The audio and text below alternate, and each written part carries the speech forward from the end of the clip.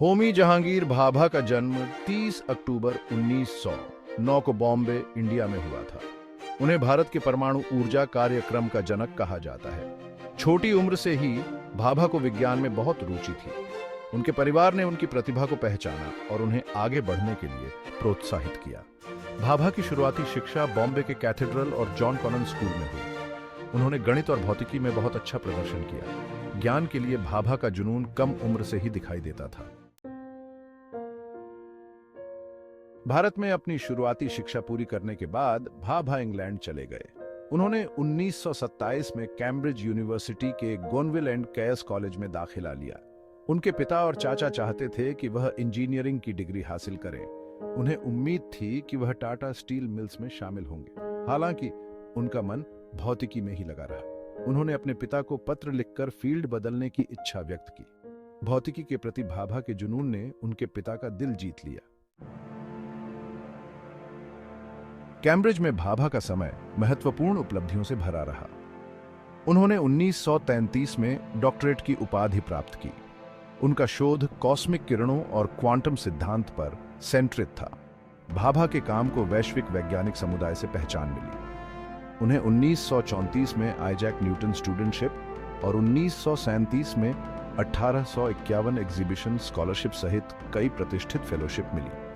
इन सम्मानों ने उन्हें पूरे यूरोप के प्रसिद्ध संस्थानों में अपना शोध जारी रखने की अनुमति दी। भाभा ने अपने क्षेत्र में ज्ञान की सीमाओं को आगे बढ़ाते हुए प्रमुख वैज्ञानिकों के साथ सहयोग किया।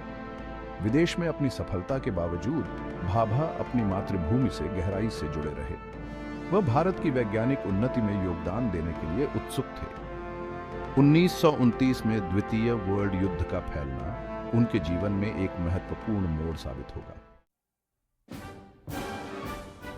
भाग 4, देश के आह्वान का जवाब। युद्ध ने भाभा को जीवन बदलने वाला निर्णय लेने के लिए मजबूर कर दिया। उन्होंने 1940 में भारत लौटने का फैसला किया। उन्होंने अपने देश की वैज्ञानिक क्षमताओं के निर्माण में मदद करने के लिए कर्तव्य की एक मजबूत भावना महसूस की। 1945 में सर दोराबजी टाटा ट्रस्ट के सहयोग से उन्होंने बॉम्बे में Tata institute on fundamental research की स्थापना की। TIFR जल्दी ही भारत में वैज्ञानिक अनुसंधान और नवाचार का केंद्र बन गया। भाग 5, शांति, प्रगति और शक्ति के लिए परमाणु। भाभा ने नेहरू को परमाणु ऊर्जा आयोग की स्थापना के लिए मना लिया। वह इसके पहले अध्यक्ष बने। भाभा शांतिपूर्ण उद्देश्यों के लिए परमाणु ऊर्जा की क्षमता को समझते थे। उनके नेतृत्व में भारत ने भाभा परमाणु अनुसंधान केंद्र की स्थापना की। भाभा ने भारत के परमाणु ऊर्जा बुनियादी ढांचे के विकास का नेतृत्व किया। भाभा की अटूट प्रतिबद्धता ने उन्हें भारतीय परमाणु कार्यक्रम के जनक की उपाधि दिलाई। भाग 6, स्टारडस्ट में जाली एक विरासत। होमी भाभा को उनके योगदान के लिए कई पुरस्कार और सम्मान मिले।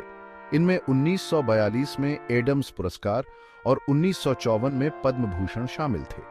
उन्हें कई बार भौतिकी के नोबेल पुरस्कार के लिए भी नामांकित किया गया था। उनका काम भारत और बाहर वैज्ञानिकों की पीढ़ियों को प्रेरित करता रहता है। दुख की बात है कि 24 जनवरी 1966 को मोंट ब्लांक पर एक विमान दुर्घटना में भाभा की मृत्यु हो गई। उनका निधन वैज्ञानिक समुदाय और भारत के लिए एक बड़ी क्षति थी। उनके असामयिक निधन के बावजूद भाभा की विरासत जीवित है। उनका दृष्टिकोण वैज्ञानिक उत्कृष्टता और तकनीकी उन्नति के लिए भारत की खोज का मार्गदर्शन करता रहता है। उनके द्वारा स्थापित संस्थान अनुसंधान और नवाचार में सबसे आगे बने हुए हैं। होमी भाभा की कहानी दृष्टि, समर्पण और मानवता की बेहतरी के लिए ज्ञान की खोज की शक्ति का प्रमाण है।